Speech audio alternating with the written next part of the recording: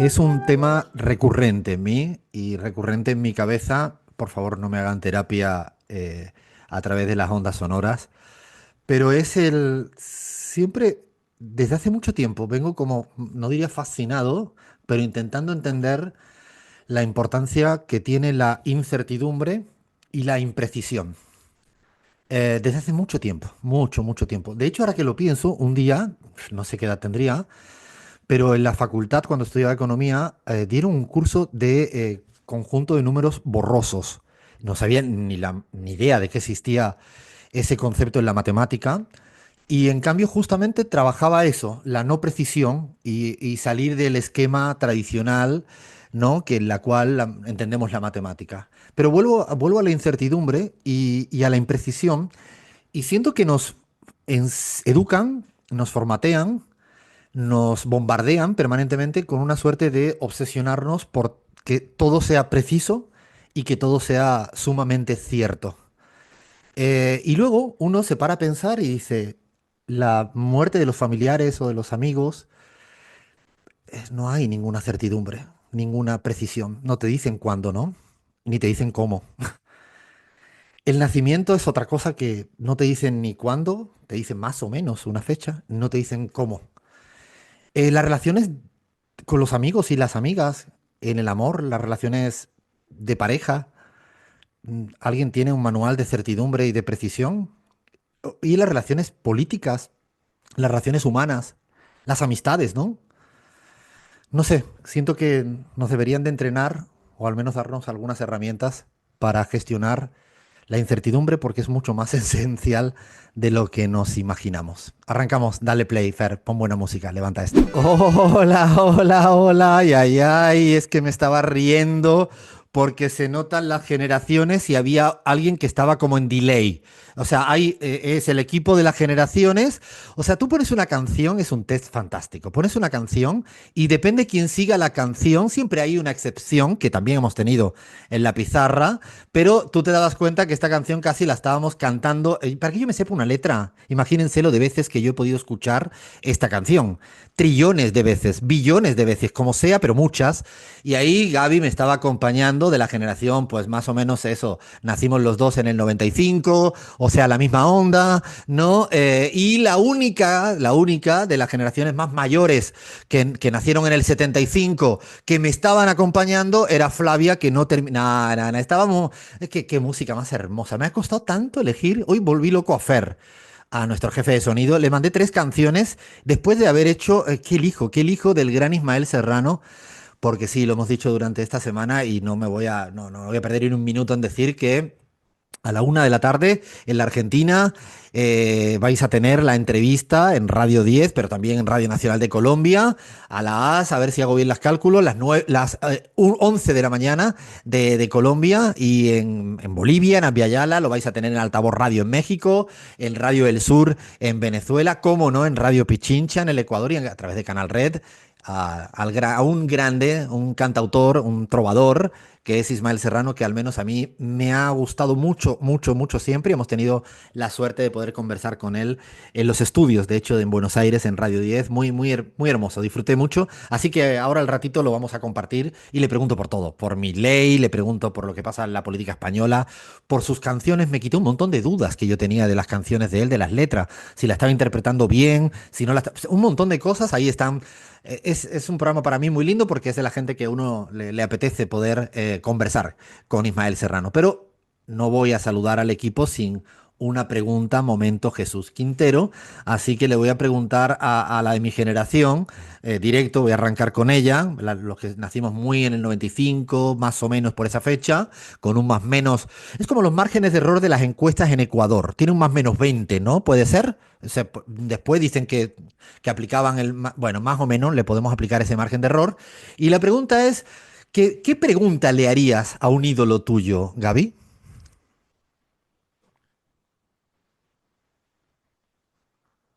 Y se quiere tomar un vino conmigo. Ah, bueno, ah, bueno.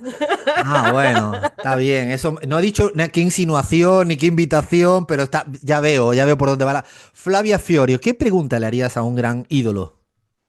Tuve la suerte de entrevistar a la que era mi ídola cuando yo era chica y le pregunté un par de infidencias, cosas que yo creía que sucedían, como, che, saliste con tal, contame un chisme. Y me contó los chismes, por suerte. Está muy bueno esto. Chris Lujano, ¿a ídolo o ídola qué le preguntarías? No sé, algo facilito como por ejemplo de qué se arrepiente, que es la pregunta que siempre los pone a tambalearse. Es una buena pregunta, ¿eh? Es una buena pregunta que si nos la hacen también tambaleamos. Estoy agarrando preguntas para las que vienen, van a ser boomerang. O sea, algunas de vosotras. A ver, Lean, ¿qué pregunta le harías a un ídolo o ídola? A mí en general no me gustaría conocer a mis ídolos porque me gusta tenerlos ahí como digamos, en un monumento, ¿no? Pero si le tengo que hacer una pregunta es si se toca un tema conmigo. Ah, bueno, o sea, es de música, está bueno eso. Ahí he visto que algunas preguntas son invitaciones, insinuaciones, ¿no? Están aprovechando, dice, si ya, Bahía Luna, a ídolo o ídola, ¿qué pregunta le haría? Ay, a mí me encantaría hacer muchísimas preguntas, pero creo que es qué miedos tienen o qué preocupaciones tienen. Iría más por ese lado. Bueno, entonces con este repertorio, yo no voy a decir cuáles porque se las hago prácticamente a algunos de mis ídolos que he tenido y que lo he hecho y siempre me dan ganas de preguntar. Esta vez a Ismael Serrano le pregunto una pregunta que me encanta hacerle a alguna gente y es, ¿qué artículo de la Constitución escribirías? Si te dan la posibilidad de escribir un artículo de la Constitución de tu país, ¿cuál escribes? Así que es una pregunta que siempre me fascinó. Si en un momento te pudieron dar ese poder, ¿no? De ser constituyente y escribir un texto. Estaría, bueno, le dejamos a nuestra audiencia que nos respondan a estas preguntas, que nos hagan preguntas, que nos manden a donde quieran, que nos traigan de donde quieran, por donde nos escriben. Ya saben que tienen un mínimo veto y es que no me pueden llamar gallego porque soy andaluz a pesar de que amo Galicia. ¿Por dónde nos escriben, Fla? Lo pueden hacer por Twitter, que estamos como @lapizarra, Instagram o Facebook, que estamos como Radio La Pizarra, twitch.tv/Alfred Serra Mansi, o estamos en youtube.com/Radio La Pizarra. Los leemos siempre, hasta en diferido. Nos vamos a leer siempre, nos encanta leer los mensajes y yo cada vez que puedo me encanta responderle a absolutamente a todo el mundo. Lo hago, de hecho, me gusta, además disfruto mucho y tenemos muchos pendientes todavía con nuestra audiencia pizarrera. Hoy tenemos Ismael Serrano, tenemos mini especial Argentina, mini especial México, alguito de Ecuador porque hay elecciones mañana, como no, CELAC, sí, CELAC con C, no con G, no estoy haciendo propaganda, ¿no? No estoy con el chivo propio. CELAC, hubo cumbre importante y una yapa que es la geopolítica de los silencios. No voy a explicar nada más, arrancamos con la pizarra. Y nos vamos a dar nuestra particular vuelta al mundo con epicentro, con centro de gravedad, como siempre, en nuestra queridísima América Latina. Y mira que cada vez es más difícil elegir qué contenido tratamos en estos análisis de política internacional y creo que toca irse a Ecuador. Mañana es uno de los grandes días de la historia contemporánea ecuatoriana y elecciones presidenciales. Tenemos la dicha de tener allá a Bahía Luna y a Gaby Montaño, que además han mostrado fotos en el cierre de campaña. Entiendo que fueron a los dos cierres de campañas, al de Novoa y al de Luisa, por tener esta falsa equidistancia que no tiene nunca nadie, pero la gente se jacta y presume de la... No, las dos se fueron a donde tenía que irse, que era el cierre donde querían estar. Pero bueno, mañana es el gran día, mañana veremos qué ocurre. Hemos hecho muchos análisis en semanas anteriores, están todos los análisis subidos en nuestro canal de YouTube de Radio La Pizarra. Ahí están los más que pueden ver los análisis. Tenemos un artículo reciente publicado en CELAC de Bahía con Sergio Pascual. Hay análisis que ya están todos encima de la mesa. Yo creo que va a ganar Luisa González, creo que va a ganar Luisa González, no es porque tenga una bola de cristal, esa la tiene Abraham Verduga, que por cierto han pasado un audio hablando yo con Abraham o Abraham hablando de mí, un beso para Abraham Verduga y otro beso para todos los odiadores seriales eso sí, que cuando vayan a aplicar inteligencia artificial, que lo hagan bien, que ni siquiera los acentos, han agarrado a un argentino, Daniel Iboscus, con acento ecuatoriano, una cosa de que compren la alta gama de la inteligencia artificial para que por lo menos le salgan bien lo que quieren hacer, ¿eh? Cualquier cosa. Gaby, Bahía, ¿qué me contáis? ¿De qué sensaciones, más que análisis, podéis tener en este momento tan relevante, ¿no? De cara al día de mañana. Bueno, Alfredo, creo que quienes no votaron a Novoa en primera vuelta lo más probable es que no lo voten porque no quieren que él siga gobernando, porque asumen que es un peligro que se vaya profundizando una antidemocracia, un presidente que hace lo que le da la gana y que si quiere sigue siendo presidente mientras hace campaña, o si quiere saca a su vicepresidenta del juego, o hace lo que le da la gana. Yo creo que quienes no votaron a Noboa en primera vuelta, pues claramente no votarán mayoritariamente a Noboa en segunda vuelta.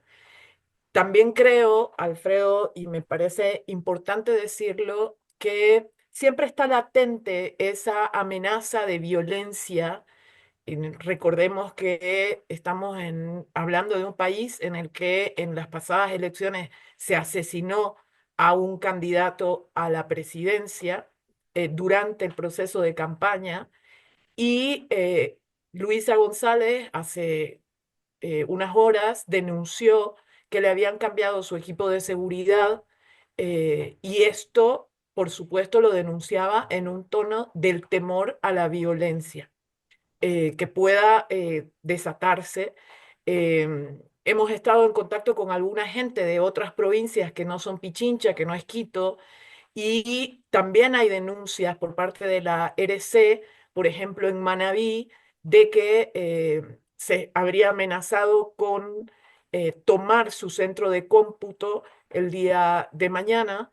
Y todas estas cosas, yo lo que creo que es necesario es hacerle conocer a los observadores internacionales, porque por supuesto que hay también una mitad de la población ecuatoriana, o más de la mitad de una población ecuatoriana, que está yendo a votar mañana con muchísima esperanza, Alfredo, con muchísima alegría, porque siente muy probable, casi con certeza te diría, la posibilidad de que por primera vez una mujer empiece a gobernar el Ecuador.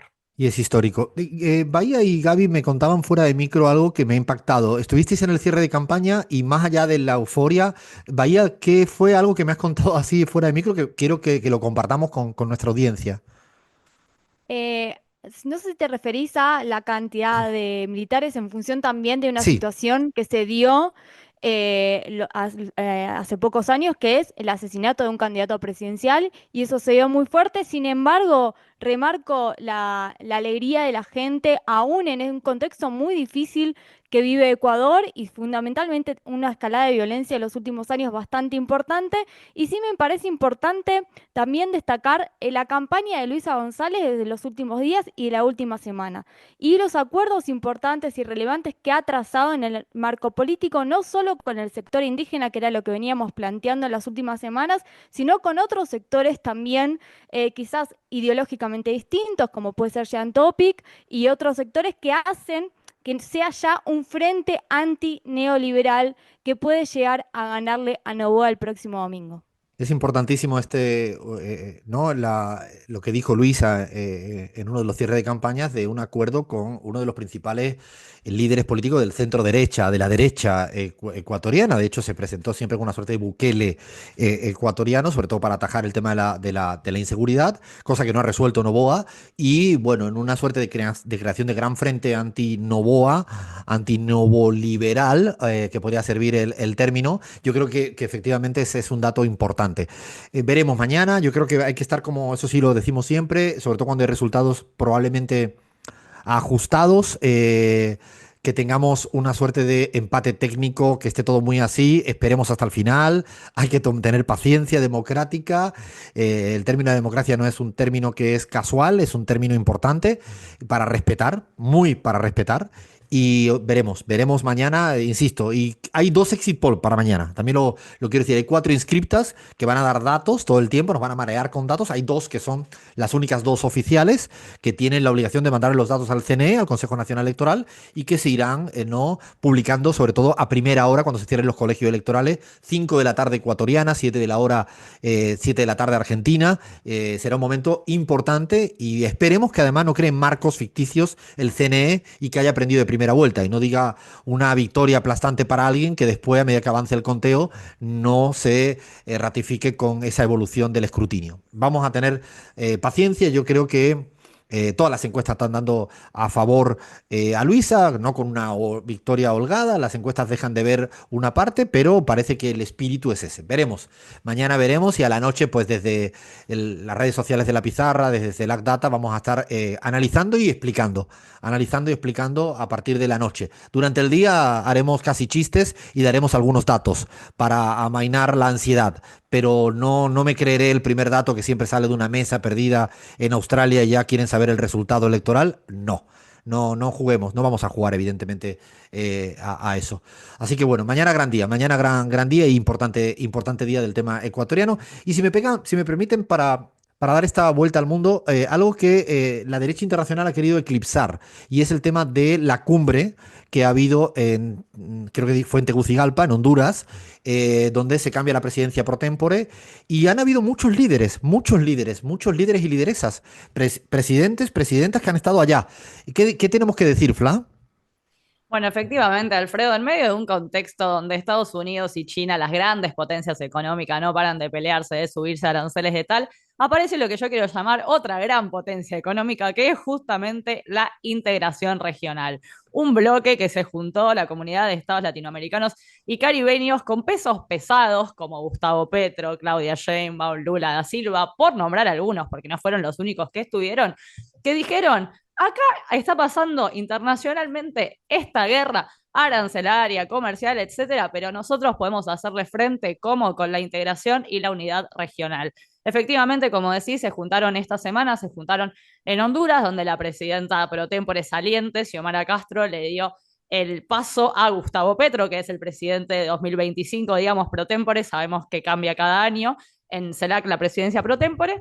Y todo lo que estuvieron diciendo, tanto Sheinbaum, Lula, Petro, etcétera, o sea, nuevamente, pesos pesados del progresismo y actualmente presidentes de la región, es acá tenemos que estar unidos todos. Vamos a rechazar las medidas coercitivas unilaterales y nos unimos nosotros versus ellos. Hay una frase que me anoté porque me gusta mucho de Gustavo Petro, que es que nos van a destruir o nos vamos a destruir nosotros mismos si actuamos solos. Ayuda es la palabra clave. Así que ese fue como un poquito el eje de lo que fue la cumbre de la CELAC, que efectivamente terminó, como decías vos, fue en Tegucigalpa, terminó con la declaración de Tegucigalpa, que les recomiendo buscarla, habla de todo esto, de integración regional, de cómo hacer frente, y fue firmada por 30 de los 33 países miembros que dicen: Jugamos al nosotros acertijo, bancamos esto. jugamos al acertijo. ¿Quieres ¿Quién adivinar qué falta? tres no? ¿Quién falta? Yo creo que si ahora a la audiencia le hiciéramos un gran concurso, estoy convencido que no aciertan, porque se juntaron dos partes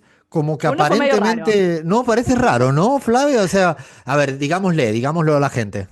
Les hacemos un spoiler rapidito, pero claro, los tres países no firmantes son Argentina, Paraguay y Nicaragua. Argentina con Milei a la cabeza, por supuesto, Paraguay con Peña, y Nicaragua que tiene, les recomiendo realmente buscarlos, unos argumentos un poco distintos. Nicaragua dice que no firma la declaración de Tegucigalpa porque le faltan más cosas, como que ellos querían un poco más, y Argentina, por supuesto, y Paraguay no hace falta que diga por qué, o sea, básicamente porque son dos países gobernados por el neoliberalismo, aliados de Donald Trump, que si le estamos haciendo frente con integración regional a Estados Unidos, que dicen: no, por supuesto, no nos gusta. Argentina alegó cosas legales de que no se puede 30 de los 33, etcétera, pero sí se puede, salió por veto, o sea, por vetar a que estos tres países no puedan votar. Sí se puede hacer una declaración conjunta de 30 de 33 países y efectivamente salió, y estos son los tres países no firmantes. Como dice Fla, una cosa es tomar decisión que la estructura de la CELAC puede vetar con un único voto en contra. No se pueden tomar decisiones, pero evidentemente no tiene nada que ver con una declaración. Si siguiéramos el marco editorial de un periodista de derecha, diríamos que Argentina votó con Nicaragua, ¿no? Así dirían si fuera, es como le buscan, ¿no? Le buscan decir estas cosas. Argentina votó, Milei votó con Ortega. Sería el titular del medio de la derecha. Esos le encantan a ese espacio de la derecha, pero no lo aplican. Cuando no lo aplican, no lo aplican. Por cierto, solo con una foto verán la cantidad de presidentes y presidentas que hay de izquierdas en toda América Latina y el Caribe, ¿no? Lo de que la derecha está muy fuerte en América Latina sigue siendo reserva ideológica, como que no.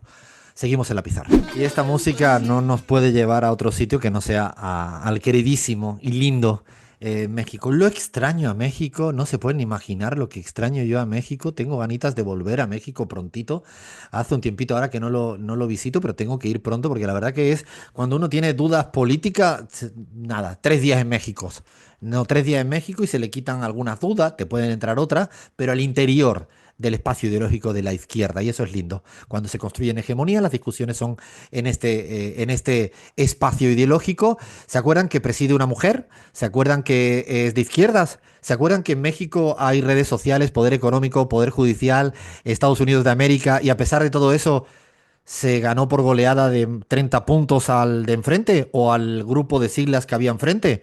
El PRI, PAN, PRD, que parece un trabalengua, pero es que todas las siglas se juntaron para ver si sacaban a Claudia. No, no pudieron ni pudieron los poderes fácticos, ni los poderes extranjeros, ni los transnacionales, ni las redes sociales.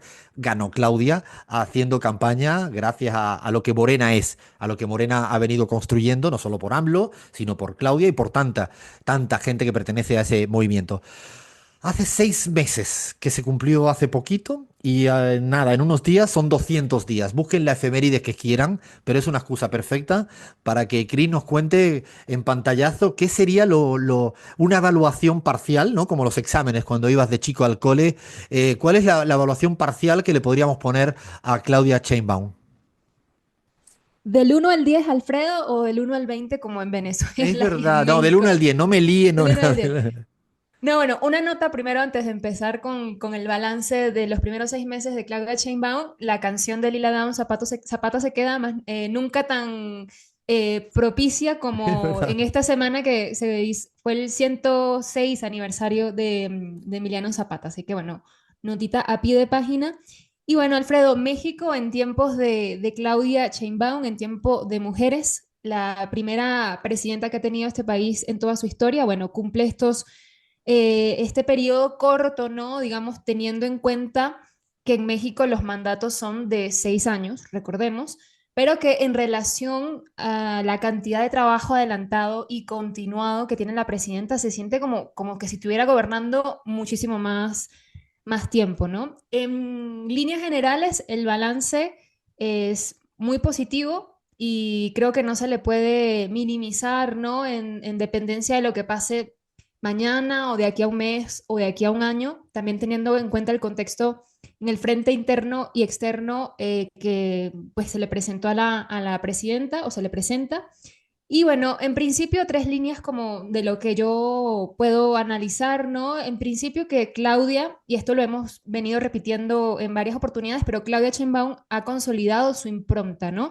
Si México vive hoy o sigue viviendo esa etapa de consolidación política, de avance económico, es gracias a un liderazgo que ahora no solamente mantiene lo que ya se había construido a partir de la cuarta transformación iniciada por el presidente AMLO, sino que le ha dado su propio sello, ¿no? Ese que tiene un enfoque, sí, mucho más técnico, mucho más estratégico, pero que sigue igualmente enfocado en lo social. Yo creo que a hoy día Claudia Sheinbaum es la mujer que toma las decisiones políticas de México y nadie puede ponerlo en tela de juicio por esta época, ¿no?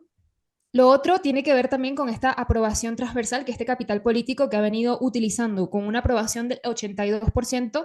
Bueno, Sheinbaum goza Espérate, no te de has un confundido de la amplio cifra bien, Chris. Mira respaldo. bien mira a ver si estás chequeado, a ver si estás confundido. ¿Has dicho Mira, 82% esto? 82%, Alfredo, quisieran algunos que nos estuviéramos equivocando, pero los números son contundentes. La presidenta de México, bueno, se posiciona yo creo que como una de las jefas de Estado con mayor popularidad, si no la mayor popularidad del mundo, ¿no? Y importante, que no es una aprobación monolítica, es transversal, cruza todos los grupos demográficos y sociales. Y esto no lo digo yo, lo dice todas las encuestas, la más reciente de la ENCOL, ¿no? Dice que pues todos los grupos demográficos, hasta los panistas, pues respaldan la gestión de la presidenta.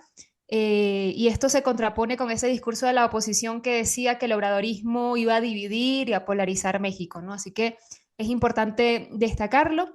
Y otra cosa que creo que impacta mucho a lo interno al menos, ¿no? Que es que Claudia ha sabido de alguna manera diferenciar sus resultados y sus acciones, su narrativa sobre todo, de lo que viene sucediendo en en estos últimos semanas, ¿no? Digamos, de Morena, del partido Morena y no del movimiento Morena, que son realmente dos cosas diferentes, ¿no? En lo interno sabemos que hay una oposición que está desmovilizada y por ello es paradójico que los mayores retos que ha enfrentado Claudia Sheinbaum en las últimas semanas ha venido, digamos, de su misma trinchera, ¿no? Por ejemplo, algunas cuestiones como la afiliación de un senador panista a Morena, ¿no? El aplazamiento de la reforma contra el nepotismo que ha conseguido trabas en el legislativo. Entonces, sería deshonesto no decirlo.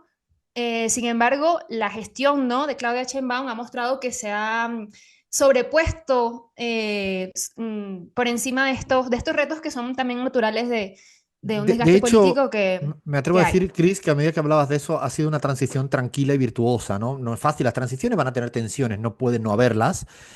Cuando es una transición tan grandilocuente, tienes a un líder como AMLO, ¿no? Que tiene una sombra gigante, más allá de que él ha decidido no hablar públicamente, pero la sombra en el imaginario está.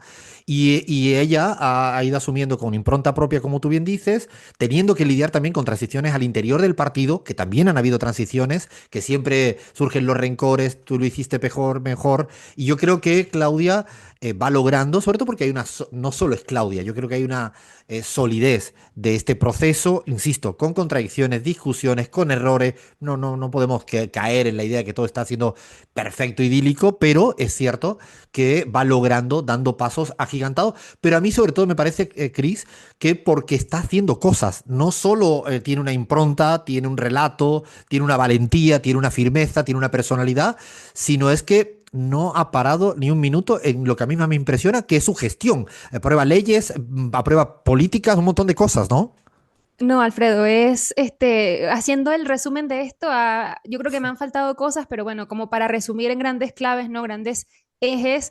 Por ejemplo, se han aprobado varias leyes, la ley de planeación y transición energética, que digamos es una hoja de ruta hacia una matriz energética más limpia, más sostenible, que además es como también una de esas características de esta nueva presidencia, ¿no? Las reformas al sector energético también han incluido la transformación de lo que sería la Pemex, que es la empresa de petróleos nacional, y también la de electricidad, ¿no? Se renovaron como empresas públicas de Estado, ¿no? Se renacionalizaron de alguna manera, ¿no? También en lo social hay un enfoque de género muy potente. Se creó la primera Secretaría de Mujeres. Al, Al marco de esto también se creó la pensión de mujeres al bienestar, que es un apoyo a mujeres entre 60 y 64 años, beca Bueno, universal para Cris, esa parte que estudiantes. acabas de decir es algo que yo creo que tienen que aprender también cuando se intenta poner el foco en el género. Hay que poner el foco en el género y hay que apoyar económicamente a esas inequidades no heredadas de género.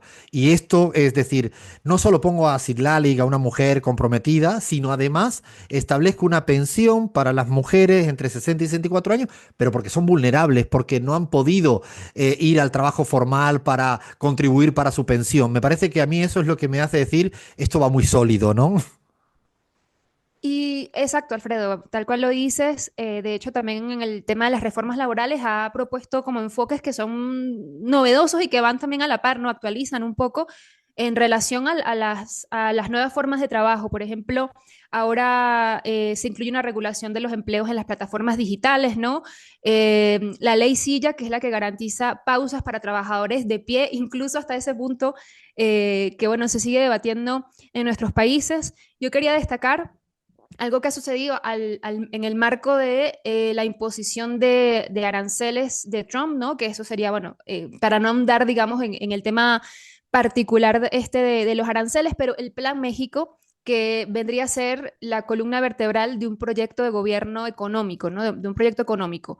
Tiene una proyección, una inversión proyectada de 277.000 millones de dólares que van a ser repartidos en más de 2.000 proyectos y que tienen, digamos, como tres pilares, ¿no? O bueno, cuatro más bien. Fortalecer el mercado interno, los salarios. Esto, el componente social siempre es muy potente en todo lo que viene proponiendo Claudia.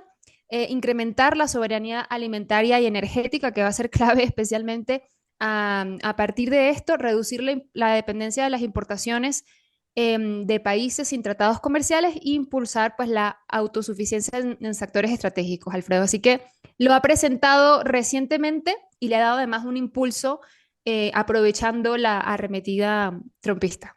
De hecho, dice algo que en vez de quedarse cruzada de brazos, o no solo no le fue a besar el culo, digo por el término que utilizó el propio Trump, ¿no? Sino que lo que se puso es, más allá de hablar demasiado, lo que se pusieron es a preparar un plan de choque frente a esta situación. O sea, negocio aranceles, por ahora le viene ganando o viene por lo menos suspendiendo, pero no se quedan de brazos cruzados. Plantean una política en todos los planos de soberanía. A mí me parece que el tema de soberanía alimenticia Chris, que creo que además lo has estudiado, porque te he leído un texto estos días pasados sobre ese tema. Creo que es algo crucial, ¿no? La importancia que tiene para que la gente coma de lo que se produce en México en un país tan gigante, ¿no?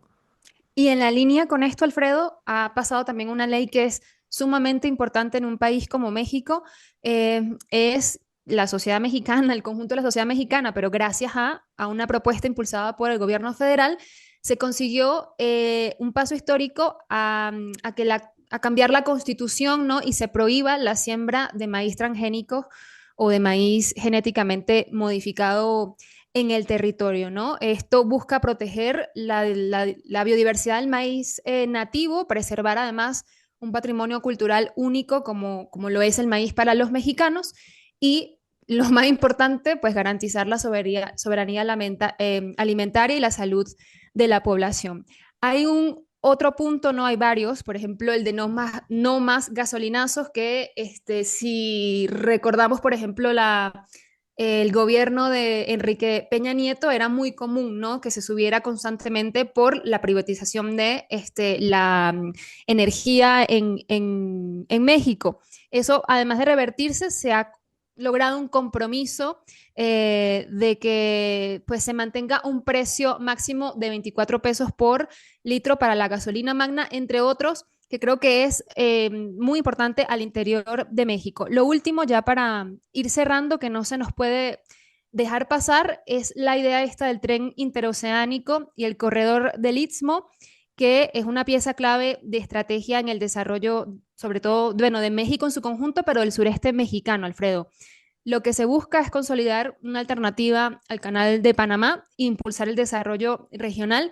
Y creo que es también va a ser clave, sobre todo en las disputas geopolíticas que se están dando en nuestro continente. Hay un sinfín, un listado interminable de cuestiones. La reducción a la jornada laboral de 48 a 40 horas, la ley de transparencia y protección de datos, ha puesto en marcha nada más y nada menos que se elijan los jueces, el Poder Judicial.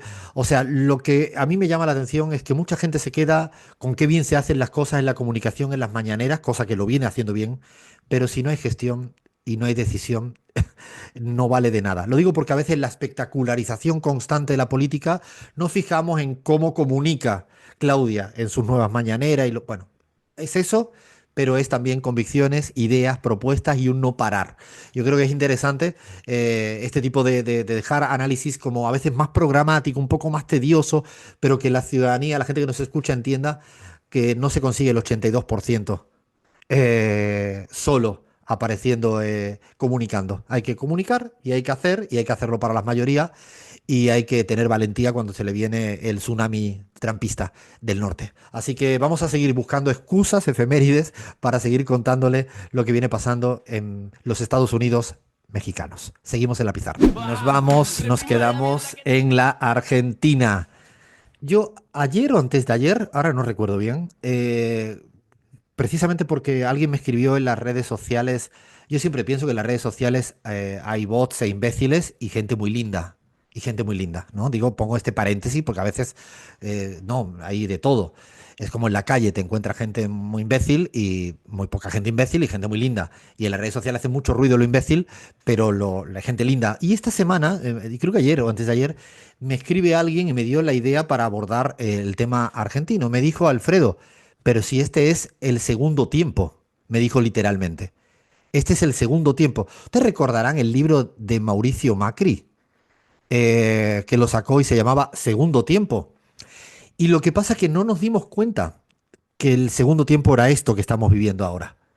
O sea, no era él el del segundo tiempo. El segundo tiempo era el de tener en el gobierno de Milei nada más y nada menos que el eje de la represión a través de Patricia Bullrich y el eje económico a través del endeudador serial llamado Caputo, ¿no? Y además es el segundo tiempo porque es el segundo tiempo del acuerdo con el Fondo Monetario Internacional. Es precisamente el segundo tiempo. El primero fueron 45.000 millones de dólares que todavía se siguen pagando y es como un peso muerto permanente en la economía argentina, que dicho sea de paso, ¿no? Eso lo que hace es generar límites a la libertad de las generaciones futuras. Me refiero a los que hablan de la libertad, ¿no?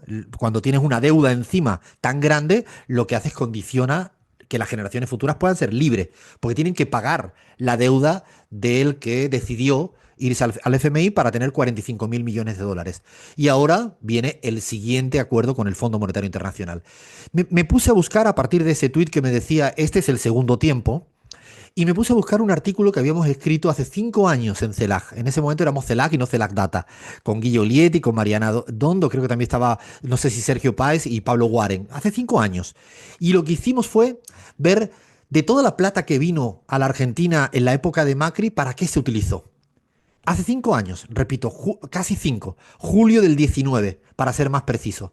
Y releyendo el texto estos días, me daba cuenta que de cada 100 dólares que entró en la Argentina, ¿no? Fundamentalmente por ese endeudamiento del gobierno de Macri liderado por el señor Caputo, de esos cada 100 dólares, 60 dólares iban a parar a la timba financiera, a la fuga de capitales o a remesas y utilidades de dividendo, que es lo que las transnacionales se llevan para sus países. Y para el repago de deuda, que como en ese momento era muy baja la deuda, ese concepto era muy bajo. El 60% de la plata que entró por deuda externa se fue a parar, repito, nada más y nada menos, a la fuga de capitales o a retribuir la timba financiera, o que se llevaran una parte las transnacionales. 60% de ese endeudamiento. Pero todavía aún hay algo peor. 17 de cada 100 dólares, el 17%, se destinó a importaciones ociosas, aquello que no sirve para nada en los motores de la economía, o que lo consumen un número reducido de personas en la Argentina. Ahora, de hecho, serían los autos de ultra alta gama que se están importando en este momento en la Argentina, y muchos. En ese momento también se importaron, en el primer tiempo, en el de Macri, se importaron muchas cosas que eran ociosas, cosas que lo consume, repetimos, el menos del 1% de la sociedad argentina, que a los que son muy ricos, les gustan poder. Repito, 60% de las divisas que llegaron de los dólares se fue para la fuga de capitales, para la timba financiera. 17% para importaciones que no valían para nada.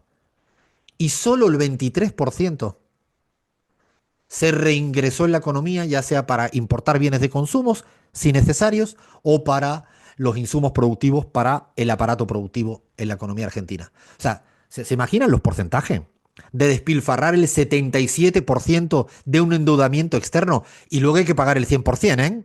Luego no van a pagar esa fuga de capitales o esos dólares que se utilizaban para importaciones ociosas, no la van a pagar ese 1% beneficiado. La va a pagar el 100% de las familias y hogares argentinos. Esos son parámetros que, si no tenemos memoria, si no tenemos conciencia, si no tenemos análisis riguroso de para qué fue utilizado en ese primer tiempo, estamos hoy en día como, ¿no?, ignorando, dándole la espalda a lo que va a pasar en este segundo tiempo. Y lo digo porque es curioso, en este segundo tiempo es el mismo ministro de Economía, es el mismo actor al que se le va a pedir plata. El importe no va a ser más porque no le van a dar más el Fondo Monetario Internacional. Pero si le añadimos el blanqueo de capitales y lo que obtiene el Fondo Monetario Internacional, es un monto relativamente similar que el del primer tiempo. Si no hay nada nuevo.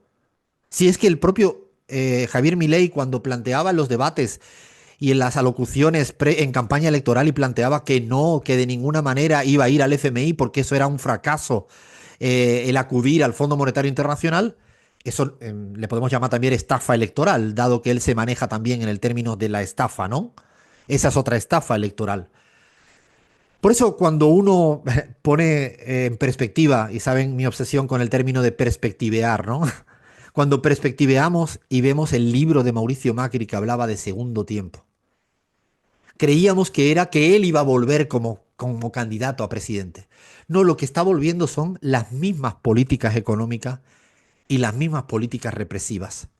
O sea, si ahora analizamos la pérdida de poder adquisitivo del periodo de Macri, de los jubilados, y del periodo de Milei, van por el mismo camino. Lo único que sí es cierto, y lo había dicho en la presentación de Mauricio Macri de su libro Segundo Tiempo, es que lo que tocaba hacer, se recordarán todos y todas, es que había que hacer lo mismo, pero más rápido. Lo había dicho en su libro Segundo Tiempo. Y es efectivamente lo que está haciendo este gobierno. Lo mismo, pero más rápido. En 15, 16 meses está haciendo el mismo empobrecimiento a la gran mayoría, el mismo endeudamiento, pero mucho más rápido. A veces es importante no hablar tanto de nombres y apellidos y saber leer la tapa de un libro cuando nos dice Segundo Tiempo. Seguimos en la pizarra. Y bueno, hoy estamos con Ismael Serrano, cantautor español más que conocido por estas tierras latinoamericanas. Gracias y bienvenido por estar en esta travesura radial llamada La Pizarra. Encantado de estar aquí. Bueno, estamos aquí en Radio 10, en la Argentina, también estamos en Altavoz Radio en México, en Radio Nacional de Colombia, en Navia Yara en Bolivia, en Radio Pichincha en el Ecuador, en Radio El Sur en Venezuela y en Canal Red en España y en el resto de América Latina. Y quiero empezar confesándote algo, y es que el primer programa que hicimos en La Pizarra, allá por octubre del 18, siempre hacemos una editorial, yo estaba muy nervioso, como ahora más o menos, y pusimos en la primera canción, era la del Papa, Cuéntame otra vez, que en el fondo para mí era muy importante porque mezclaba una suerte de halago a la generación pasada y de reproche por no haber logrado tanto. Sí. ¿Qué le cantaría y contaría Ismael Serrano a la generación de Ismael Serrano ahora? A mi propia generación. Que es la mía, más o menos estamos creo en la misma quinta. Sí. No lo sé, yo creo que canto así como cantaba efectivamente tal y como dices esa canción cuando tenía yo 18 años haciéndole un reproche a la generación de padres y como bien dices también reivindicando parte de su lucha. Ahora canto esa canción preguntándome cuál es el relato que le vamos a contar a nuestros hijos, cuál es el relato que como generación hemos construido, si hemos sido capaz de construir algo, así que no tengo ni idea. Yo creo que es más bien, y quizá eso es lo que a veces me pregunto, si eso es lo que nos define como generación, ¿no? El interrogante permanente, el ser incapaz de, no ya de construir una propuesta propia, pero sí nuestra capacidad para construir una propuesta tan sólida como la que tenían nuestros padres, que era monolítica, en algún punto dogmática también, ¿no? Pero bueno, era como había como una respuesta clara. Yo creo que nosotros que hemos crecido en un contexto en el que cae el muro, ¿no? Y nos formamos en ese contexto y sobre todo nos educamos, nos pilla la caída del muro y tal en un momento en el que nosotros, uno se está educando sentimentalmente, emocionalmente, pero también políticamente. Yo creo que muchas veces, o sea, somos como la generación del interrogante. Hemos sido una generación bisagra que quizás no ha sabido construir una propuesta propia o un discurso propio, formado, estructurado, no lo sé. Me hago esa misma pregunta.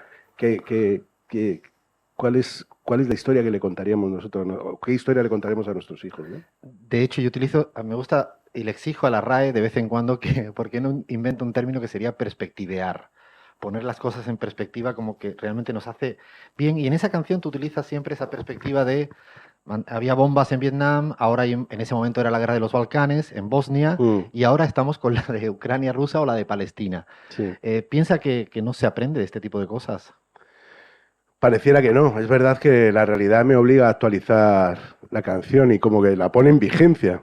De hecho, una de las cosas más emocionantes de la canción para mí fue que yo creía que era muy local y muy coyuntural cuando la escribí junto con mi hermano Daniel. Y jamás se me podía ocurrir que hubiera gente al otro lado del océano que también se identificara con ella, ¿no? Porque además está llena de localismos, Salvent, habla de París, de los grises, ¿no? Y sin embargo, bueno, tenía esa capacidad de trascender mi pequeño mundo y demás. Y por desgracia yo creo que ha tenido la capacidad de trascender también el tiempo y a día de hoy cantarla, tiene sentido cantarla, aun cuando sea desde ese lugar del que hablaba antes, ¿no? De de un padre que se pregunta cuál es lo que le contará a sus hijos, porque quizás sea un reproche ineludible, ¿no? Que llega un momento en el que el hijo le pide al padre que le cuente esa historia, que le trate de explicar el por qué el mundo es como es. Y es verdad que la realidad nos ha obligado a actualizarla porque, bueno, y más aún en estos tiempos en los que se militarizan las relaciones entre los pueblos, ¿no? En esa escalada bélica en la que parece que estamos condenados a vivir, ¿no? Esta semana pasada, hace pocos días, fui al concierto de Joaquín Sabina acá en Buenos Aires y hubo un momento que fue extraño, que estuve cantando una de sus letras y a la vez me sentía raro porque sentía que esas letras no encajan en la actualidad, están obsoletas. ¿Te ha pasado alguna vez con toda tu literatura, en tu música, de que alguna de las letras ahora están fuera de época? Sí, yo creo que sí. Yo creo que hay canciones, a mí me llama la atención el exceso de celo de ciertos autores que se enervan cuando les hacen una observación, ¿no? Cuando dicen, no, esta canción no ha envejecido bien, ¿no? O no estaría mal revisarla. Yo creo que sí, que es evidente que hay canciones que pertenecen a un tiempo y que los tiempos cambian y que se encantan desde otro lugar. Hay canciones que adquieren otra dimensión, otra perspectiva y que el tiempo las engrandece, o canciones que son simplemente testimoniales en el sentido de que representan un tiempo y eso está bien, ¿no?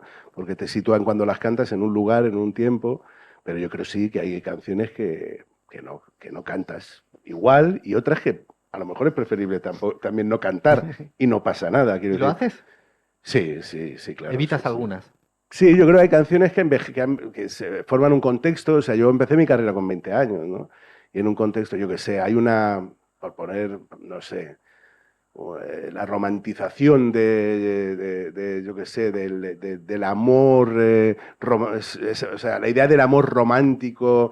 Seguramente haya expresiones machistas que haya que revisar, ¿no? No sé, cosas que a día de hoy digo, pues no, el amor, nadie, morirse de amor, está bien, que es verdad que el desamor es doloroso y el dolor miserabiliza, y es verdad que una canción a veces tiene ese punto de miseria y de que saca lo peor y lo mejor y es legítimo cantarlo desde ese lugar, pero bueno, hay otro tipo de expresiones que yo me pregunto y digo, "Joder, pues no me gusta, no estoy cómodo y no sé cantar ni... Lo que pasa es que yo como tengo un repertorio muy grande y son casi todas buenísimas, no pasa nada, tengo canciones muy buenas para cantar, no me van a faltar nunca canciones buenas. Creo que la primera vez que te vi, Ismael, fue en Málaga. Puede ser que tocaras en la Plaza La Merced, ahí en un concierto más militante político, ¿no? Sí, Porque sí. arrancaste muy así, ¿no?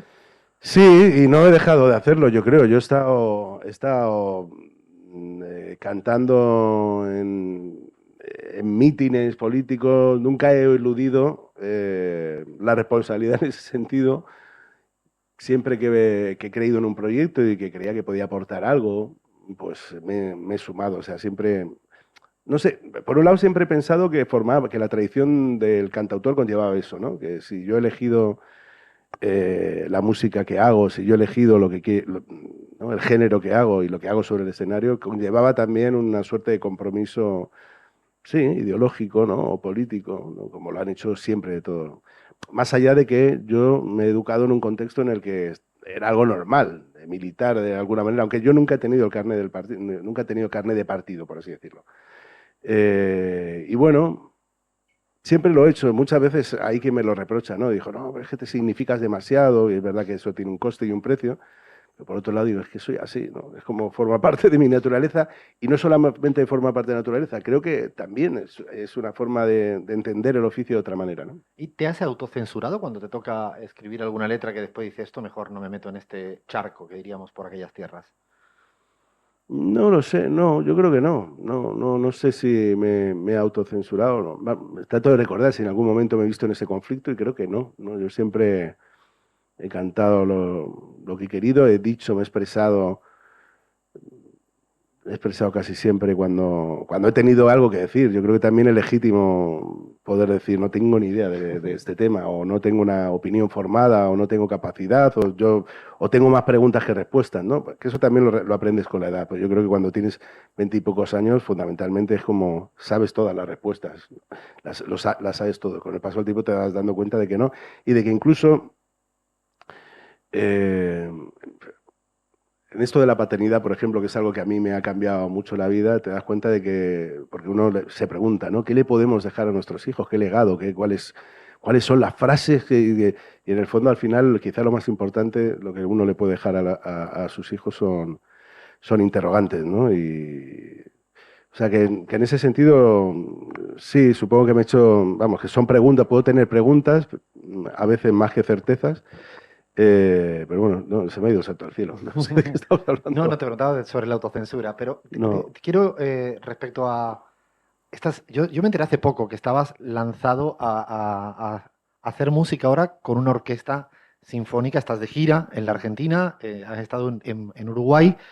¿Cómo te atreves y lo digo en el mejor sentido del término, cómo te atreves a un universo que entiendo que era muy desconocido, Sí, sí, sí. donde el control de daños debe ser una curva de aprendizaje compleja? ¿Por qué, Totalmente. Ismael?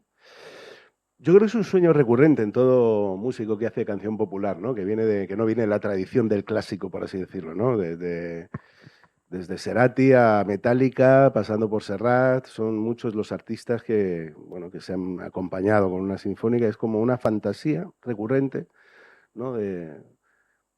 Eh, porque es verdad que el tocar con una orquesta sinfónica le imprime una épica y un vuelo diferente a las canciones, ¿no? Y eso se nota mucho, se está notando mucho en los conciertos, ¿no? Que uno la canta también desde otro lugar, se deja llevar un poco, ¿no? Es como si volaras de alguna manera y fuera una corriente de aire la que te lleva. Es muy, muy, muy, muy bonito y muy emocionante lo que ocurre. Y no sé, es una fantasía que a lo mejor es la expresión de un complejo de inferioridad, ¿no? Que uno cree que necesita dignificar las canciones acompañado de gente que viene del clásico. Y es verdad que Pasabas de la guitarra en esa soledad a ahora sí, estar multitudinariamente acompañado, ¿no? sí, efectivamente es un cambio importante y es un cambio en todo. O sea, el nivel de preproducción trabajo de preproducción que tiene un concierto de estas características es muy exigente y muy grande. Tienes que tener ensayos previos, hay que hacer unos arreglos, somos 40 músicos 40 en músicos. escena.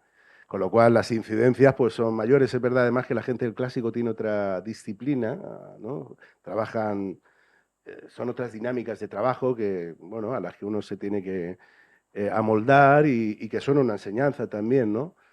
No porque a los músicos del pop o del rock o de lo que sea nos falte disciplina, sino porque es otra forma de abordar la canción, otra mirada, ¿no? Entonces está siendo una escuela importante, ¿no?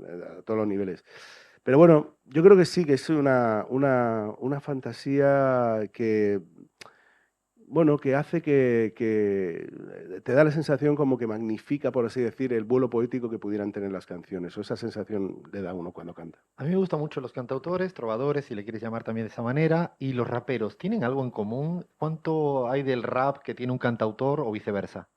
Sí, yo creo que tienen mucho en común en tanto en cuanto tienen una inquietud por lo social, una mirada hacia lo social, hacia lo que ocurre, hacia nosotros, ¿no? Sobre todo. Bueno, no siempre, aunque muchas veces en lo urbano hay una suerte de individualismo también, que no deja de ser también un posicionamiento ideológico, quiere decir. A veces hay más ideología en un cantante urbano que se mira al ombligo permanentemente y que le canta al éxito material y a cómo crecer pisándole la cabeza al otro. Hay más contenido eso que en la canción de un cantautor, en lo que se suele llamar canción protesta. Pero bueno, yo sí creo que ahí se cruzan caminos. Yo he colaborado con algún rapero y creo que tiene que ver con una sensibilidad social y sobre todo con un nosotros, que yo creo que es lo que se está perdiendo a la hora de cantar. O sea, nosotros, que es una expresión política, pero que es algo más elemental, quiero decir, para mí el ejemplo más claro es la canción Mediterráneo, que es una canción que habla de nosotros. Que la canción Mediterráneo de Serrat es un anti-hit, a día de hoy sería un anti-hit porque es una canción que habla del mar Mediterráneo y que de alguna manera habla de eso, de un horizonte común, de convivencia, de mirada, de futuro, no sé, cultural. Bueno, un nosotros que yo creo que se desatiende a día de hoy y que quizá los raperos y los cantautores sí hemos cultivado en tanto cuanto somos capaces de mirar más allá de nuestro pequeño universo y entender que son importantes los vínculos, que es importante vivir en sociedad y fijarse en el otro y hablar también de lo que nos ocurre como colectivo, de los anhelos colectivos, de los sueños colectivos, de las frustraciones colectivas. Yo creo que esa mirada en la cultura del rap siempre ha estado presente. Es verdad que yo creo que en lo urbano se está perdiendo en muchos aspectos y se está yendo hacia otro lugar, pero tradicionalmente yo creo que sí formaba parte de ese género y yo creo que compartimos en ese sentido mirada. Tienes muchas letras de América Latina, de hecho, de México, de Chile, de Argentina, por lo menos las que he escuchado más. ¿Por qué tanta latinoamericanización en tu manera de escribir y cantar? Es que porque formaba parte de mi cultura sobre todo cuando empecé, cuando yo tenía 18, 19 años, empezaba a escribir mis primeras canciones, más en serio, ¿no? Porque uno escribe desde que es un adolescente, pues ya una forma de gestionar, supongo, según qué emociones, pero sobre todo 18, 19 años, que es cuando uno se está formando políticamente. Mis primeros vínculos eran con Latinoamérica, mis vínculos culturales e ideológicos. O sea, yo descubro la poesía de la mano de Mario Benedetti, de Hellman, de Sabines, ¿no? O empiezas a leer los libros de las novelas de García Márquez o de Vargas Llosa. Musicalmente, en el tocadiscos de mi padre sonaba Silvio, sonaba Víctor Jara, sonaba la voz de Mercedes Sosa. O sea, gran parte de mis referencias están aquí. Y luego también referencias ideológicas, ¿no? La lucha por los derechos humanos de las madres, las abuelas de la Plaza de Mayo y además en el momento en el que yo empiezo también es como el auge de los movimientos indigenistas, es su comandante Marcos, que era como una renovación de la narrativa, del lenguaje, ¿no? Que hasta entonces que haya quedado un tanto enquilosado, ¿no? Es el nacimiento también de los movimientos, bueno, o el auge de los movimientos altermundistas o antiglobalización, se le decía entonces también. Entonces, bueno, yo creo que tiene que ver con eso, con que había muchas referencias, gran parte de mis referencias estaban a este lado del océano, entonces era como, la mirada era natural. Yo me acuerdo cuando estaba en la facultad que trabajamos con los grupos de apoyo a las madres de la Plaza de Mayo y hacíamos conciertos en la Sala Suristán en Madrid o hacíamos conciertos también en apoyo a la lucha zapatista. O sea, había una actividad efervescente en torno a ese tipo de movimientos. ¿Estudiaste física o empezaste estudiando física? Sí, estudié ¿Y eso? física. Me gustaba Digo, mirar... y eso porque para mí es como un universo... Sí, no, casi pero... marciano, según Sí, sí, bueno, eso es lo que me gustaba, que es un universo me resultaba muy lleno de misterio, me gustaba mirar las estrellas, a mí me gustaba la parte de la física que, bueno, investiga o anda en los límites no sé, los límites de la realidad, casi por así decirlo. La cuántica tiene casi un componente esotérico, ¿no? Y a mí toda esa parte de la física siempre me fascinaba, sobre todo también esto de las estrellas, de las singularidades, esos territorios que yo creo que aún están muy por explorar, donde hay más especulación y más preguntas que certeza, ¿no? Hablamos de la latinoamericanización tan fuerte y fuera de micro hablamos tu vínculo tan fuerte con la Argentina. Tenemos ahí algo de punto de encuentro por la relación entre Argentina y España. ¿Qué extrañas de la Argentina cuando estás en España y viceversa? ¿Hay alguito que, de lo más cotidiano a lo más existencial, como te dé la gana? No, extraño mis afectos, que gran parte de ellos están aquí. Gran parte de mis mejores amigos están a este lado del océano, ¿no? Y sobre todo aquí en Buenos Aires, ¿no? Y los extraño, pues eso, que en los momentos de celebración y tal, pues están lejos, ¿no? Yo creo que es fundamentalmente eso.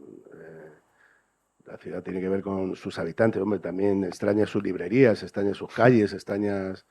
pero también extrañas los asados con los amigos, las sobremesas con los amigos, ¿no? Bueno, lo que extrañas cuando estás lejos de la gente a la que quieres. Fundamentalmente, yo creo que eso, ¿no? ¿Qué piensas de Javier Milei cuando lo escuchas o cuando lo ves? Bueno, que me parece que es un fenómeno al que yo creo que iba a decir que al que nos tenemos que acostumbrar, en el sentido de que, bueno, es un fenómeno local, pero no deja de ser la expresión de algo que viene ocurriendo en todo el mundo, ¿no? Con la espectacularización de la política, bueno, Trump es otro ejemplo claro, ¿no? De cómo acceden al poder personajes histriónicos que conectan más, supongo, con las dinámicas volátiles que imponen las redes sociales, por así decirlo, ¿no? Ese tipo de comunicación, son personajes más mediáticos que políticos, ¿no? y que yo creo que el futuro parece que nos dirige a ese tipo de dirigentes, a ese tipo de políticas, ¿no? Digo como figura, más allá de su posicionamiento ideológico que está a las antípodas del mío y que representa además representa una suerte de fanatismo ideológico que está totalmente, a mi modo de ver, desapegado de la realidad, ¿no? Porque son fórmulas que ya ha padecido, de hecho, este país, fórmulas económicas que ha padecido este país y que gran parte de los males que tiene este país son resultado precisamente de esa política, ¿no? Es como volver a tropezar con la misma piedra. Pero bueno, Milei es una expresión del tiempo en el que vivimos, de una forma de entender política, una forma de hacer política en televisión, de una forma de esa polarización, de ese subrayado de los prejuicios y de los ecos de confirmación que alimentan las redes sociales, ¿no? Fíjate, a mí más que a veces Milei me preocupa más el contexto que hay alrededor, el contexto mediático, ¿no? Gente que, por ejemplo, ¿no? En este país yo veía a periodistas muy serios, muy preocupados por aquello que llamaban la grieta, ¿no? Y de repente les hace mucha gracia que Milei diga zurdos de mierda a cualquier opositor del lugar que sea, ¿no? Quiero decir, eso no les parece que ese tipo de cosas causen ningún tipo de grieta, ¿no? O agranden, ¿no? Ya como que pasa a ser. Entonces, a mí me preocupa más eso, ¿no? Porque ya te digo que a mí me parece que Milei es como un personaje más secundario dentro de la trama que hay alrededor que me preocupa, que creo que tienen más poder a la hora de influir y ¿no? Creo más en el carácter performativo del discurso de ciertos personajes mediáticos, ¿no? Que vienen de los medios de comunicación y de cómo la gente percibe la realidad, ¿no? Y yéndome a España, en paralelismo, ¿hay campo fértil para este tipo de figuras o movimientos? ¿Parecido? ¿Ves algún tipo de diferencia societal por no irme a Milei, sino irme a la sociedad? Sí, yo creo que sí, yo creo que es un fenómeno global, yo creo que sí, yo creo que el discurso, el diálogo, el debate político se ha caricaturizado, por así decirlo, ¿no? ¿no? Tiene que ver con la búsqueda de clickbait, con la ultraderecha y con los códigos de TikTok, que además la derecha controla bastante bien, la ultraderecha controla bastante bien, no la derecha, la ultraderecha, ¿no? Que en redes sociales parece, de hecho, yo creo que es justificada esa alarma por parte de padres que dicen mis hijos se están educando políticamente en TikTok y se están siendo educados por la ultraderecha. Además, sobre todo también porque tienen muy clara, o sea, ellos tienen lo de la batalla cultural, lo tienen aquí metido entre ceja y ceja y claro que están dispuestos a combatirla con las herramientas que sean. Entonces, no sé si como sociedad, no sé, España es verdad que es otro tipo de sociedad, es verdad que ese fatalismo yo creo que también facilita la aparición de figuras como Milei, ese fatalismo intrínseco, o sea, ¿no? Idiosincrático casi del argentino, que tiene que ver con su pasado y su historia. Es decir, saber que la próxima crisis está a la vuelta de la esquina y vivir con ese concepto de crisis permanente, de precariedad permanente, que es lo que ha hecho que muchos jóvenes decidan darle una patada al tablero, ¿no? Que es fundamentalmente eso, ¿no? El apoyo que tiene Milei entre los más jóvenes tiene que ver con jóvenes que sienten que les han arrebatado el protagonismo al futuro y que no les han planteado un futuro a largo plazo donde ellos pueden hacer planes de vida, que es angustiante, ¿no? Yo creo que en España corremos, y en Europa en términos generales, corremos el riesgo de eso, de que los jóvenes también quieran eso, como hacer como el Joker, ¿no? Como la película del Joker, un tipo que es abandonado por el sistema y que decide incendiarlo todo. Bueno, ahora hay por ejemplo, ¿no? Si no el problema de la vivienda, si no se atiende como realmente merece, pues eso determina el futuro de muchos jóvenes que igual encuentran en figuras como Milei o quien sea, vamos, en figuras parecidas como Milei, una forma de rebeldía y de darle una patada al tablero, que significa fundamentalmente eso, ¿no? Para ahora sí terminar, nosotros este año 2025 en La Pizarra, en esta travesura, le quisimos hacer un homenaje constante a Jesús Quintero, a esa forma de preguntar que había una reflexión profundísima de la manera más sencilla, reformulada, ¿no?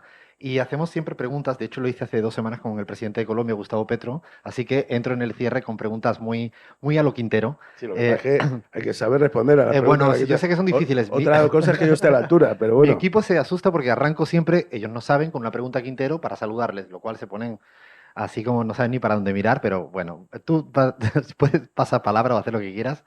¿Qué une más, el fracaso o la victoria? Yo creo que el fracaso. Yo creo que esto es como hay una. Yo creo que el fracaso une más. Quien te acompaña en el fracaso te puede acompañar toda la vida. El quien te acompaña en el éxito, esa compañía es volátil. ¿Has hablado alguna vez contigo mismo enfrente de un espejo? Sí, sí, porque sí, hablo conmigo mismo porque me maltrato y no suele ser para decirme cosas bonitas, sí. ¿Sueles ver el vaso medio lleno o medio vacío? No sé quién era, no sé si era Saramago quien decía que lo importante es que sacie tu sed. No es tanto una Está muy buena, ¿eh? cuestión de perspectiva, sino lo importante es que sacie tu sed. Si pudieras salvar solo una cosa material en un incendio, ¿qué sería? Una cosa material, si tuviera que salvar una cosa material, quedaría perfecto y si dijera la guitarra, mi guitarra, pero creo que me tendría que llevar el ordenador, que es donde tengo escrita toda la vida. ¿Tú y tu imagen os parecéis muchísimo? Sí, ¿Sí? yo creo que en ese sentido, sí, siempre hay algo de impostura en la imagen pública, ¿no? Porque, sobre todo cuando te subes a un escenario, porque siempre está presente el afán de seducir, pero yo creo que se me reconoce fácilmente, sí. Si tuvieras que escribir un artículo de la Constitución, ¿sobre qué tema lo harías? Ahora sobre la vivienda, sin duda alguna. Han sido ahora las manifestaciones, y yo creo ahora en España, y yo creo que es uno de los problemas, bueno, que se pueden llevar por delante, no ya solo a este gobierno, sino a toda la izquierda, en tanto cuanto no tenga la ambición suficiente. Porque yo creo que es paradigmático en el sentido de que demuestra hasta qué punto el político es incapaz de cambiar las cosas. Si no cambias eso, no puedes cambiar nada. ¿Qué le pides a la vida que no quiera darte? Eh, tiempo. Tiempo para mí, tiempo para estar con los míos, tiempo para perderlo. Y ahora sí, para terminar, dime una palabra que más te gusta, de las que más te gustan en el diccionario. De las que más me gusta en el diccionario, no sé, hay palabras que suenan muy bien. Clepsidra me suena muy bien. ¿Cómo? ¿Cómo has dicho? Clepsidra. Ah, Clepsidra es muy bonita, pero por una cuestión fonética, ¿no? sonora y por lo que tiene de medir el tiempo, de reloj de tiempo. Pero es que iba a decir algo que queda, que es un poco, he dicho a mí mismo, joder, esto es muy psicoanalítico, ¿no? Decir algo como madre, ¿no? Que queda siempre también, pero que es bonito. Bueno, pues lo dejamos con Ismael Serrano en esta conversa con nosotros y nosotras en la pizarra. Mil gracias por haber venido a los estudios de Radio 10. No, gracias a ti por todo, por la atención. Gracias. Ya, esa parte me gusta mucho, mucho, mucho. Y es que llega nuestra yapa, llega nuestro momento del análisis riguroso, con mucho humor, pero muy riguroso, bien chequeado todo, investigaciones Ojo que altamente empezaste el profundas. programa hablando de la rigurosidad, Alfredo. Sí, O sí. sea, Esto es riguroso en el marco de la incertidumbre y de la imprecisión, porque yo creo que podemos decir eso. De hecho, estamos remando para que tengamos un código propio en la pizarra. Pero esta es una investigación muy chequeada, que un poco nos destensamos. Ustedes podrán ver, los que nos siguen en YouTube, por dónde, Fla, nos pueden seguir ahora mismo, en este momento o en cualquier otro momento, por dónde nos pueden seguir. Ahora mismo en vivo, twitch.tv/Alfred Serramansi. Si quieren recomendárselo a un amigo que no llegó, youtube.com/Radio La Pizarra. Bueno, estamos para que nos vean, porque además ahí pueden ustedes descubrir quién ha hecho la investigación de esta semana de la Yapa. O sea, excepcionándome a mí, que siempre tengo las ojeras, ¿no? O sea, me quitan a mí y después pueden ver quién, y ahí se darán cuenta, porque hay una investigación muy seria y que se llama La geopolítica de los silencios. Ustedes dirán, ¿hay geopolítica de los silencios? Sí, le hemos encontrado la arista. En este momento hay una persona de la pizarra que va a abandonar la casa. O sea, ustedes se pondrán... O sea, hay una persona en la pizarra que está a punto de decir abandono la casa o ni siquiera lo dice y desaparece en este momento. Lean, ¿estás preparado para esta investigación? Alfredo, yo creo que si no me dan una beca en Oxford después de esta investigación, yo ya no sé más qué intento hacer, porque la verdad que me parece que hemos encontrado un gran hallazgo para el sistema científico internacional, un gran aporte para la humanidad. Yo te iba a decir una cosa, Lean, con la cantidad de papers pelotudos que he visto a lo largo de mi vida, esto, te digo sinceramente, que puede ser infinitamente más atractivo y cualquier, ¿no? Review, si lo dices así ya parece más serio, review de social, no sé qué, ya empieza a darle seriedad y lo publicamos, esto que ha salido, que en el fondo es que yo recuerdo leyendo estas cosas que leo los domingos que no tienen nada que ver con las internas ni con las externas, vi que había un texto que era que se había hecho una investigación sobre qué países eran más tolerantes al silencio. Y yo dije, pero si esto es lo nuestro. Este es el tema. Es una competición y más en Latinoamérica. Es un silenciómetro, sería. Silenciómetro. O sea, no la tolerancia al silencio. Antes voy a preguntar personalmente, para hacértelo más fácil. Lean, ¿cómo te llevas con el silencio? Vos. Yo cuando estoy solo me llevo muy bien. El problema es cuando estoy en sociedad, sí, tengo que admitir que me incomoda bastante. Ah, ¿te incomoda el silencio cuando se provocan reuniones y hay silencio? Exactamente, sí, sí, sí. Y ahí empiezo quizás a decir algo que no sé, que no diría en un contexto de mayor confianza, ¿no? Mira, en Cataluña, cuando hay ese momento, pasa, ese momento justamente que hay una reunión y hay un instante de silencio, se dice una frase que es fem un pensament, hagamos un pensamiento, que es para romper el hielo del silencio y se origina para que alguien abra como, a ver, dime un tema y arrancamos. Dicen literalmente fem un pensament, yo con el Guillo Glieti lo hemos hecho mil millones de veces allá, así que fíjate que tienen hasta herramientas los catalanes, qué preciso y cierto, ¿no? Qué ordenaditos que son esta gente. A ver, Fla, ¿cómo te llevas con el silencio? A ver, yo hablo basta por los codos, así que mucho el silencio y yo no somos amigos, pero sí tengo que decir que en mi casa, por ejemplo, trabajando sola, soy muy silenciosa. Yo no pongo la radio, no pongo un stream, no pongo música, o sea, soy yo con mis pensamientos. Así que en ese sentido creo que me llevo bien. Vaya Luna, tú y el silencio. Me llevo genial con el silencio, Alfredo, pero excelente. Sola me llevo bien y después en sociedad y en público me divierte mucho cómo la gente se incomoda con el silencio y lo profundizo.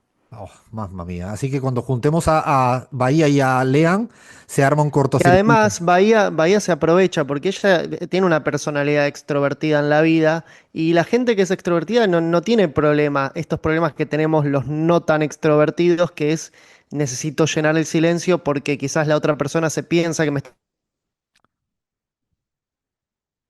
Sí. incomodando. A ver, Cris, el silencio y tú. A ver, esto hay que especificar que Cris es venezolana, con lo cual es una pregunta de mucho Se interés responde sola. geopolítico. Se responde sola, Alfredo, porque exactamente, vengo de un país donde es normal interrumpirse y hablar al mismo tiempo. De hecho, es la regla. A mi compañero, cuando estamos en familia con mi mamá, anécdota y chisme acá. Le tengo que decir, si quieres hablar, te tienes que meter. O sea, no puedes esperar tu turno porque no va a pasar. Así que por ahí eso. En privado soy muy silenciosa también, como que soy yo y no tengo tampoco ni música, ni ruido, ni nada, pero en conjunto, igual que Lea, me incomoda. Las pausas, esos silencios incómodos, sí, son terribles. Yo jamás escuché el silencio en Venezuela. Eso es un término que no existe, o sea, no hay. De hecho, el diccionario yo creo venezolano lo quitó, se lo sacaron de ahí. A ver, Gaby, el silencio, ¿cómo vas tú? Depende con quién. Me cuesta más el silencio cuando soy la única mujer y los demás son hombres. Cuando somos todas mujeres, de repente me cuesta mucho menos y lo paso súper bien si hay silencio entre varias mujeres. Con los niños y las niñas, me gusta mucho cuando se produce silencio porque generalmente es porque están concentrados o concentradas en algo y está buenísimo mirarles y hacerles seguimiento, digamos, a lo que hacen. O sea que depende mucho de con quién estoy o qué onda.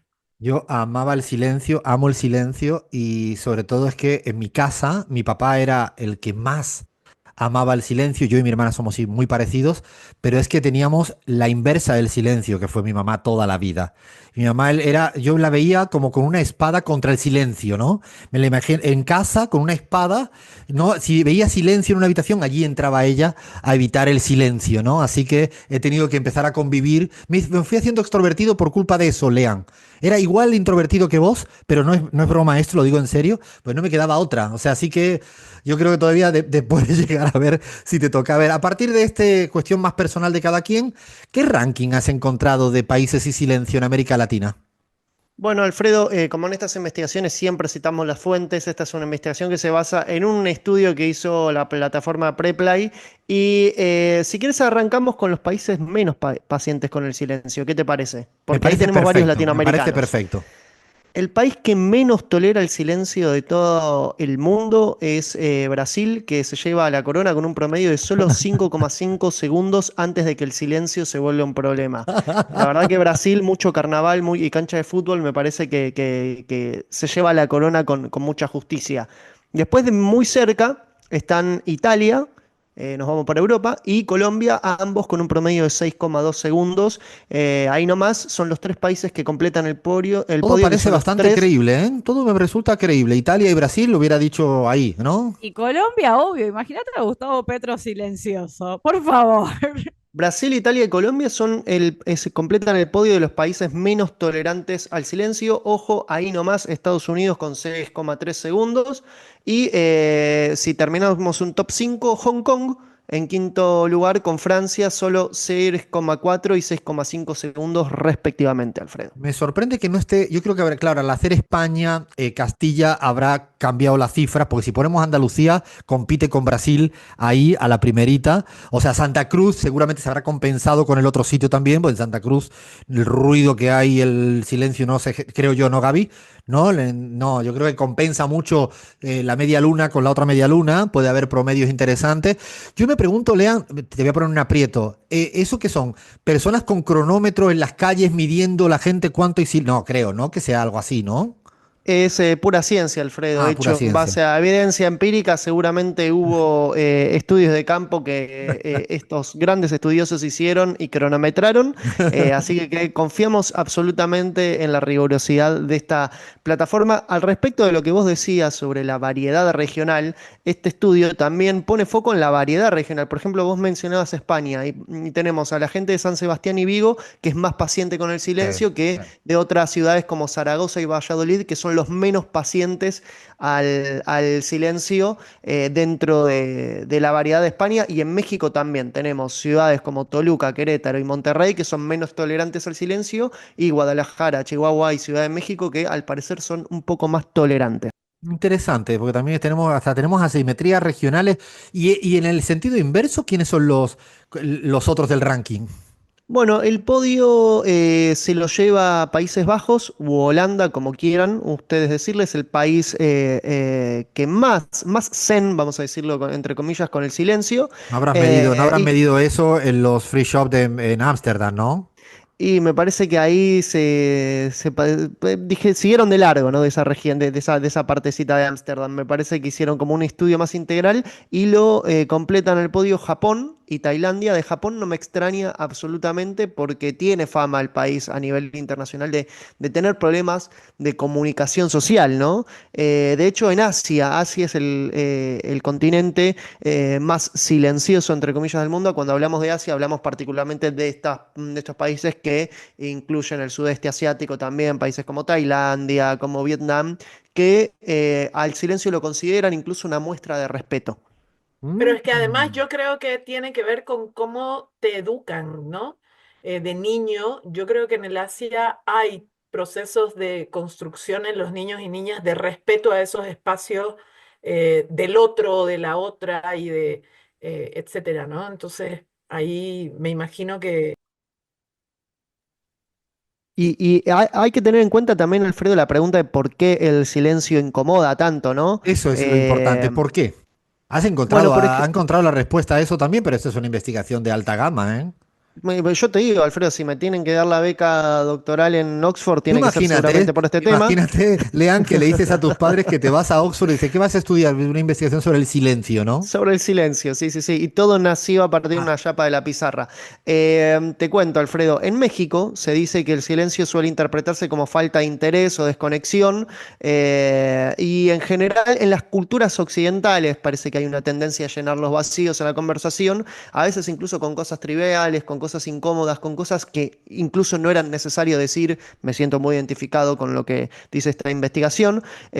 Y, por ejemplo, hay un estudio al respecto, un apartado de este estudio, que dice que, por ejemplo, en México el 51% de la gente se siente incómoda con el silencio cuando está con desconocidos y que pesa también mucho con el jefe, con familiares lejanos, con los suegros e incluso hasta con la pareja.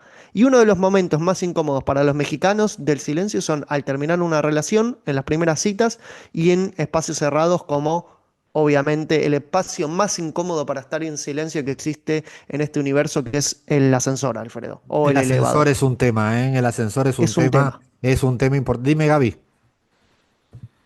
Yo tengo una propuesta de precisión de nuestra investigación vinculada al silencio, que lo vamos a hacer en otro programa. A ver, dale. Lean, A ver, a ver. ¿de dónde salen históricamente los silencios electorales? Esos que no nos permiten hablar ahora, por ejemplo, demasiado sobre Ecuador, o en otros momentos. El silencio electoral, ¿quién se lo inventó? ¿De dónde salió? ¿Hace cuánto? Etcétera, etcétera. Sería como interesante saber. Y Parece. además teniendo en cuenta que hay países que no, hay países en los que no existe ese silencio electoral, ¿no? Estaría bueno indagar en esa variedad de por qué en algunos países y en otros no. Eso es un buen tema. Yo quería hacer, ya para terminar, estamos casi ya sin tiempo, ¿qué presidente o presidenta o qué líder, lideresa en la región te parece que disfruta más con el silencio y el que menos? Nombre y nombre, para y así le hago una ronda al equipo. Lean, ¿tú cuál crees que es un... Y yo creo que al respecto, para mí, Javier Milei debe ser perdón, el presidente que más disfruta el silencio. No lo veo no lo veo un animal social y el que menos tolere el silencio. Y para mí, Lula da Silva, que es un tipo que debe conversar hasta por los codos. Bahía? Yo creo que los más silenciosos es Claudia, me la imagino así silenciosa, y a Yamandu Orsi también. Y entre los más ruidosos quizás sea Petro y Lula. Interesante. ¿Cris? Coincido con Bahía, creo que Yamandú sería el más silencioso, o el que menos hace ruido también, si aplica. Y de los que más o menos silenciosos, hoy, sí, tiene que ser Gustavo Petro. Tiene que ser Gustavo Petro. ¿Flavia? No, concuerdo 100%. Gustavo Petro, el único momento que debe estar en silencio es cuando está tuiteando, o sea, y escribe por otro lado, así que concuerdo al 100. Y silencioso, sí, yo creo que ahí uruguayo, actual Yamandú, y seguro que el Pepe también se bancaba bastante bien los silencios, un matecito por ahí. ¿Gaby? Yo creo que uno de los más silenciosos debe ser Díaz Canel de Cuba, probablemente, y Claudia Sheinbaum, probablemente, me los imagino así. Y de los más conversadores, sí, Lula.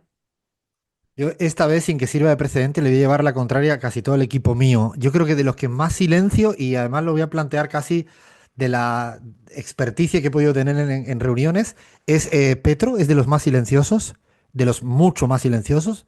Una cosa es hablar cuando tiene que hablar, pero creo que Porque el que está mejor... tuiteando. No, al revés. Creo que es el que mejor sabe escuchar, si lo queréis decir de otra manera, o el que más maneja el silencio sin ninguna incomodidad, y el que creo que no se calla ni debajo de agua puede ser, no sé, Rafael Correa, creo que habla por los codos, el comandante Ya no es Chávez. presidente Rafael Bueno, Correa. sí, Estamos digo de hablando de líderes. actuales presidentes. De líderes así, se me ocurre Chávez también, que puede ser seguramente, ¿no? En el tú a tú, pero sí que creo que de silencio, Petro, le llevo la Yo contraria a mi concuerdo equipo. contigo, Alfredo. Yo no estoy en la otra vereda como pensarías. Yo creo que Petro es un hombre silencioso consigo mismo, probablemente. Podemos titular que el silencio de Petro nos ha hecho que no tengamos internas Gaby y yo. O sea, esto ya es de titular. Bueno, paramos, que quedemos casi pocos minutos para ir despidiéndonos en la pizarra. Y esto significa que tenemos que ir despidiéndonos, ir echando persianas, ir retirando todos los cachivaches y bártulos que yo tengo acá encima de la mesa y que seguro todo el equipo tiene ahí en sus mesitas para hacer este programa de radio. Quería agradecer enormemente a Ismael Serrano por el rato, por haberse ¿no? predispuesto a ir a los estudios de Radio 10, a sacar tiempo de su gira, de su día a día, ¿no? Este fin de semana debe estar tocando en Córdoba, ¿no? Había tocado la semana pasada en Montevideo, así que le agradecemos muchísimo este ratito de charla que tuvo con nosotros y con nosotras. Probablemente la semana que viene o la otra ya advertimos que vamos a conversar con José Luis Rodríguez Zapatero, que también nos ayuda mucho a pensar, a analizar las cosas. Un poco demasiado españolidad, pero creo que toca, de vez en cuando toca. Después hay, ya saben que no soy de los que tira siempre para aquella tierra. Así que creo que lo vamos a conversar. Le quería, la verdad, que dar las gracias a su productor y a toda la gente que hace posible, a todo el equipo de Radio 10 que nos facilitó mucho la posibilidad de grabar y hacerlo de manera diferente. Lean, le tenemos que dar las gracias también a todo el equipo que hace posible lo imposible, es que sigamos haciendo radio con enviados especiales en Ecuador, gente en México, en Argentina y casi en Marte. Le agradecemos a Fernando Saninelli que estuvo en la edición de sonido para La Pizarra, en la edición de video estuvo Baco Mason y Cele Guida, en la operación técnica de Radio 10 Sebastián Merani, en la operación técnica de Radio Pichincha Carlos Minango, en la operación de YouTube Renata Córdoba, en la producción Cristina Chiesa, en la edición de sonido Charlie Cacabielo, en el servicio informativo Martín Burgue, musicalización Javier Fábregas, coordinación Cristian Carballo, dirección general Sebastián Pedrón y ya llega Pablo Ladaga en la continuidad de Radio 10. Quédense escuchando radio siempre, pero sin lugar a dudas, un ratito de radio a lo largo de la mañana. Vamos a estar pegados a la radio. Hoy hay que pegarse a la radio. En cualquier momento, un rato de radio a la mañana, al caminar, al despertarse, al dormir, en la siesta que pueda darse siesta, en el colectivo, donde sea. Un poco de radio hace muy bien. Sea acá en Radio 10, en Argentina, en Radio Pichincha en el Ecuador, en Radio del Sur en Venezuela, en Altavoz Radio en México. A ver que no se me escape nadie, en Abya en Bolivia, en Canal Red en América Latina y en Radio Nacional de Colombia. Es que estamos hasta en la sopa, ¿eh? Yo creo que dentro de poco nos faltan países y nos faltan algunos. Dentro de poquito vamos a estar en más sitios seguro, ¿eh? Seguro, seguro, seguro. No se lo van a poder perder, no se pueden escapar de nosotros y nosotras. Y para terminar, eso, bueno, no lo he dicho, pero estoy con una camiseta de fútbol que es un homenaje a los salvadoreños y las salvadoreñas. No tienen culpa que tengan al señor presidente Bukele, ¿no? El de la criptomoneda que luego dijo ahora sí, ahora no, esto que dicen sí, ahora no, ahora sí, ahora esto tan serios. Es un país que quiero mucho porque mi hermana vivió en El Salvador y le tengo mucho cariño a ese país y pude ir a verla ya. A ver, tenemos que empezar con el juego final de la palabra que no nos queda del todo bien, vamos mejorando, ahí empiezan los sufrimientos, las manos se ponen así, empiezan la gente a sufrir.